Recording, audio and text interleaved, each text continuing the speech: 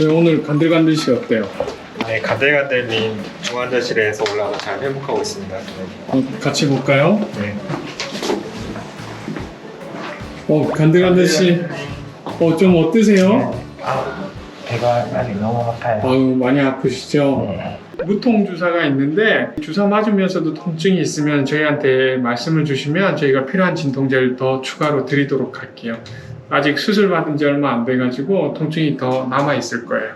오늘 아침에 한 피 검사도 간 기능이 점점 좋아지고 있고 초음파 검사 결과도 혈관 상당히 괜찮아서 잘 회복하실 거라고 믿어요. 저희가 면역 억제제 농도 조절하고 간 기능 변화 추이, 몸 상태 변화를 봐가지고 퇴원 날짜를 정하도록 하겠습니다. 힘든 수술 받으셨는데 잘 회복하 계세요. 네, 수술해 주셔서 고맙습니다. 잘 회복해 주셔서 감사합니다. 네, 안녕하세요. 간들간들씨. 네. 이제 퇴원을 하실 거죠. 그래서 우리 퇴원하고 나서 관리를 어떻게 해야 되는지 교육을 해드릴 거고요. 저는 장기이식센터에서 왔고 코디네이터입니다.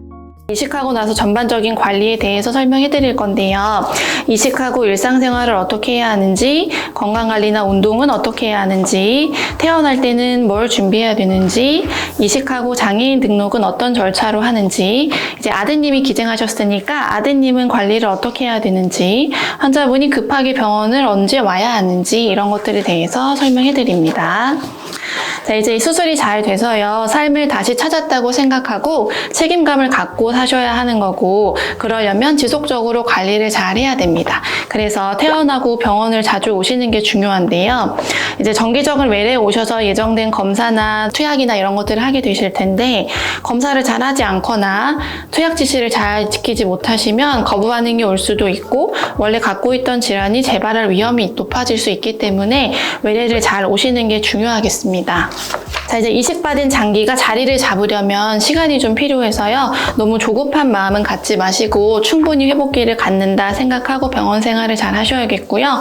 처음 몇 달은 병원에 자주 오시게 되고, 지금 이제 약을 많이 드시고 계시죠. 많은 약물에 대한 스트레스를 받게 될 거고, 그래서 필요하게 됩니다. 그래서 면역 억제제를 아침 저녁 10시마다 시간 맞춰서 먹고 계실 텐데요. 그 약 때문에 우울증이나 감정의 기복을 느낄 수 있기 때문에 같이 계신 분들의 지지가 굉장히 중요하겠고, 혹시 그런 것들 때문에 많이 힘들면 전문 의료진이랑 상담도 가능하니까 외래 오셔서 꼭 담당 선생님한테 말씀을 하셔야겠습니다. 원래 하시던 생활이 있으실 거예요. 직장 다니셨으면 직장 생활이나 원래 하던 취미 생활 같은 게 있으실 텐데, 이거는 이제 집에 갔다고 바로 할 수 있는 건 아니고요. 보통은 3에서 6개월이 지나고 수술해주신 교수님과 상의를 하고 시작하셔야겠습니다. 원래도 술, 담배 안 하셨겠죠? 이제 큰 수술 하셨기 때문에 앞으로 절대 술, 담배는 하시면 안 되겠고요. 운전도 좀 초반에는 조심해야 되고, 집에 애완동물이나 화분을 키우고 있다면 요것조차 이제 곰팡이균 같은 거 접종이 잘 되지 않는 동물이라면 접촉하는데 주의하셔야겠습니다. 이식하고 평생 드시면 안 되는 음식이 3가지가 있고, 영양사님이 아마 말씀을 해주셨을 수도 있는데요. 자몽, 오미자, 석류는 면역 억제제 농도 검사 영향을 줄 수 있기 때문에 절대 앞으로 섭취는 금지입니다. 자, 이렇게 여러 가지 제한을 두는 이유는 면역 억제제 때문에 감염에 주의하기 때문이죠. 손 씻기를 가장 열심히 하셔야겠고, 개인위생이나 환경위생도 열심히 하셔야 합니다. 이식하고 외래 오실 때마다 이제 이식받은 장기를 검진하는 것뿐만 아니라 정기적인 건강검진을 잘 하셔야 하는데요. 이식한 사람들은 일반 사람에 비해서 암이 잘 생길 위험이 3배가 높다라고 나옵니다. 이거는 면역 억제 상태이기 때문이라 집중적으로 암을 예방하고 검진을 하시는 게 중요하겠고, 이식 후 당뇨 관리도 중요해서 뒤에서 앞으로 당 관리를 어떻게 해야 되는지 한 번 더 자세히 설명해 드릴 거고요. 이제 어떤 질병이든 취약한 상태이기 때문에 정기적인 예방접종도 잘 챙겨서 맞으셔야 됩니다.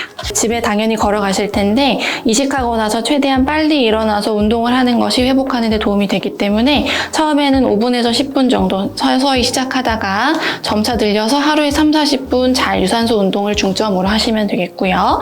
근데 이제 오늘따라 열이 좀 나는 것 같거나 스트레스를 많이 받았거나 이제 컨디션이 저하된 상태에서는 무리하지 말고 오히려 조금 쉬었다가 운동을 하시는 게 더 도움이 됩니다. 이식하고 나서 성생활도 가능한데요. 면역 억제 상태이기 때문에 감염에 주의하셔서 하셔야겠습니다. 자, 이제 퇴원 후 외래 오실 때에는 제가 정기적인 검진을 하는 게 중요하다 알려드렸는데요.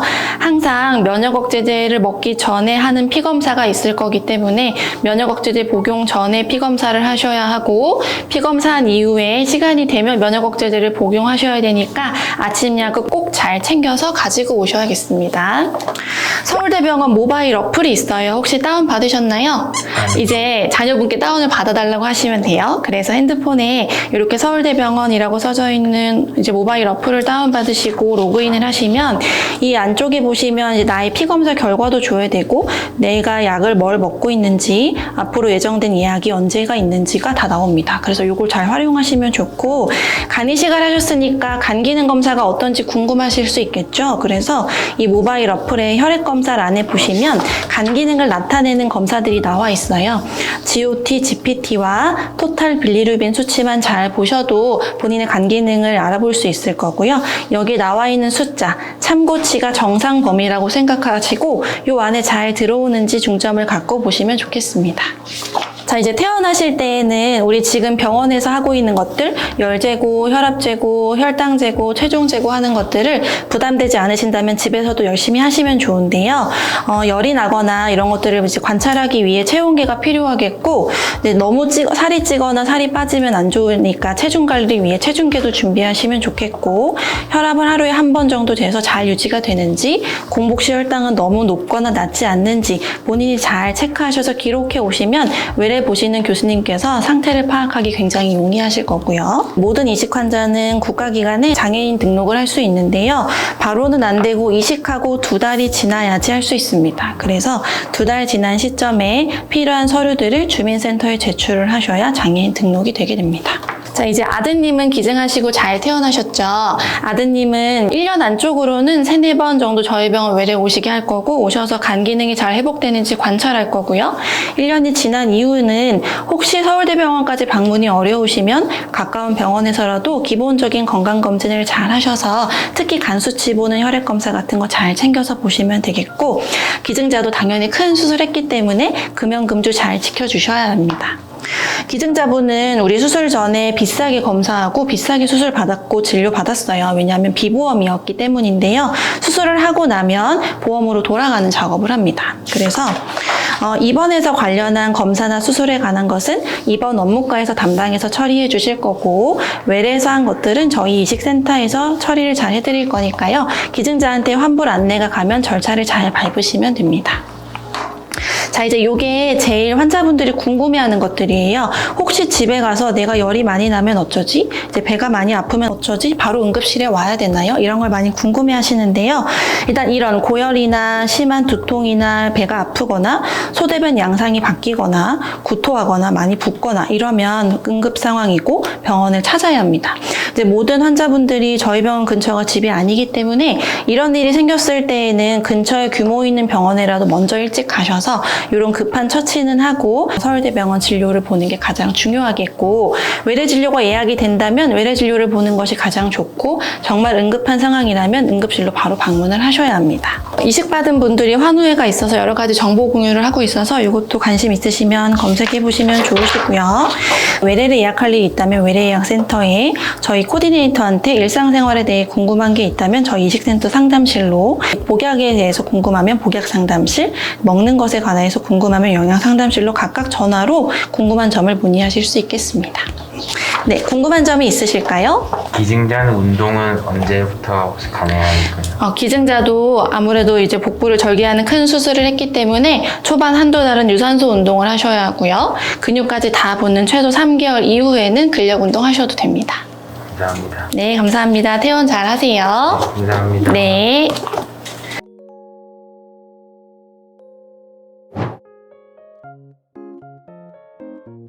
네, 안녕하세요. 환자분 성함이 어떻게 되실까요? 간들간들입니다. 네, 간들간들님 오늘 퇴원 예정이라고 하셔서 저희 약제부에서 퇴원약 관련해서 설명드리려고 올라왔어요. 단체교육 때 이 책 받으셨을 거고 약 왜 드시는지 어떤 부분이 중요한지 제가 간단하게 설명드릴 거예요. 거부 반응이라는 것을 예방하기 위해서 면역 억제제 드시고 계신 거고요. 우리 몸에 새로운 간이 들어왔기 때문에 우리 몸이 공격을 할 수 있어서 그거를 막기 위해 면역 억제제를 앞으로 평생 복용하시게 될 거예요. 어떤 약 드시는지 설명을 드릴 텐데 칼시뉴린 저해제라고 적힌 약이 제일 기본이 되는 약이에요. 이 약을 중점으로 해서 우리는 스테로이드, 마이코페놀레이트라고 부르는 약까지 총 3가지 약을 사용하게 될 거고요. 이렇게 여러 가지 약을 복용하시는 이유는 환자분의 위중도와 관련이 있지는 않고요. 여러 가지 약을 드신다고 더 상태가 안 좋거나 그렇게 걱정은 하지 않으셔도 괜찮고, 여러 가지 약을 드심으로써 각각의 약을 조금 낮은 용량에서 사용하고 부작용을 줄이기 위해서 그렇게 드시는 거예요. 첫 번째로 타크롤리무스, 이 약이 이제 가장 근간이 되는 대표적인 약이고요. 이 약은 어떤 제약회사에서 나오느냐에 따라서 이렇게 프로그랍 타크로벨이라는 다른 이름으로 나올 수가 있어요. 용량이 이렇게 달라질 수도 있고 용량에 따라 색깔이 다를 수도 있어서 환자분이 이거를 잘 봐두시면은 나중에 용량이 바뀔 때 편하실 것 같아요. 이 약은 12시간 간격으로 공복에 복용하시는 약이에요. 공복에 복용하시는 게 정말 중요하고 음식물과 같이 복용했을 때는 약의 흡수가 줄어들 수 있기 때문에 공복 시간을 잘 지켜주셔야 되고요. 그래서 아마 입원하셨을 때부터 10시 이렇게 약을 드셨을 거예요. 그러면 8시 이전에 식사를 맞춰주시고 2시간 공복 지켜주시고 10시에 약을 드시면 되시고요. 그 다음 약 먹고 1시간 뒤까지는 공복을 지켜주시는 게 좋습니다.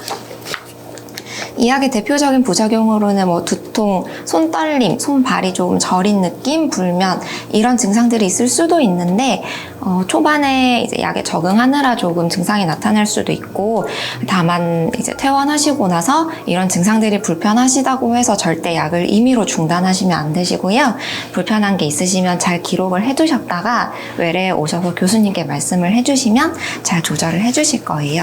이 약을 드시는 동안에는 자몽, 석류, 오미자 이 3가지 음식은 드시기 어려우세요. 그 이유는 이 약이 치료약이기는 하지만 우리 몸에서 흡수가 되고 배출이 되고 순환이 돼야 되는데 이런 음식들을 드시면은 약이 우리 몸에서 배출되는 거를 막아버려요. 그럼 우리 몸에 계속 쌓이기만 하고 그러면 독성으로 발현이 될 수 있기 때문에 이런 음식들은 절대 드시지 말도록 설명을 드리고 있습니다. 그 다음에 또 스테로이드라고 아침에 이렇게 한 포에 4알씩 든 약을 드시고 계실 거예요. 소른도라는 약을 드시고 계실 거고, 이 약도 마찬가지로 면역 억제제이기는 하지만 이 약은 식사하시고 드실 거예요. 그 이유는 여기 보시다시피 위장장애 부작용이 좀 클 수 있기 때문에 아침에 식사 꼭 하시고 드시면 되시고요. 약의 대표적인 부작용으로는 식욕이 좀 증가할 수 있고 얼굴이나 손, 발이 조금 부을 수 있고요. 골다공증 위험이 있기는 한데 이거는 피 검사를 하면서 의사 선생님께서 계속 확인을 해주실 거기 때문에 먼저 섣불리 걱정은 안 하셔도 됩니다. 3대 요법 중에 마지막으로 마이코페놀레이트라는 약을 드시게 될 거고요. 이 약도 마찬가지로 어떤 제약회사에서 나오느냐에 따라서 이름만 셀셉트, 마이르트 이렇게 바뀔 거예요. 이 약은 타크롤리무스랑 같이 12시간 간격으로 10시 이렇게 복용을 하고 계실 거고요. 약의 대표적인 부작용으로는 설사 증상이 있을 수도 있어요. 약간 속쓰림이랑은 또 다르게 배가 부글부글 거리는 설사 증상이 있을 수도 있는데 혹시 너무 심하시면은 응급실을 미리 방문해 주셔도 되지만 어쨌든 중요한 거는 임의로 중단하시는 일은 절대 없어야 되시고요. 너무 불편하시면 교수님께 외래 때 말씀을 해주시면 좋을 것 같습니다. 설명 들으셨겠지만 우리 환자분 외래에 오실 때마다 체열을 하실 거예요. 체열을 해서 간 수치가 얼마나 좋은지도 확인을 하겠지만 지금 드시는 약이 우리 몸에 얼마나 남아있는지 효과를 낼 수 있을 만큼 몸에 남아있는지 농도 검사를 할 거예요. 여기 적혀 있는데 용량 조절하는 기준은 혈중 최저 농도, 우리 몸에 최저로 남아있을 때 체열을 해야 하고요. 그래서 체열하기 전에는 그 당일에 아침 면역 억제제는 드시지 말라고 설명을 드리고 있어요. 체열이 만약에 오후 1시 이렇게 늦게 있더라도 아침 10시에 드셔야 되는 면역 억제제는 드시지 마시고 꼭 체열하고, 그날은 그때 드셔도 괜찮으세요. 꼭 체열하고 면역 억제제를 드셔야 그날 체열을 하는 의미가 있습니다.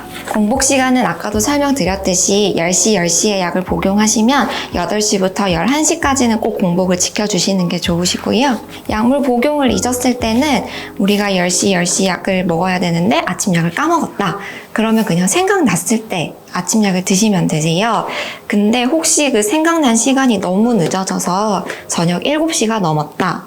저녁약을 먹는 거랑 3시간 정도밖에 차이가 없다. 이러면은 아침약을 넘어가고 절대 2배를 드시면 안 되시고요. 저녁약은 원래 먹던 시간에 원래 먹던 용량 그대로 드시면 되세요.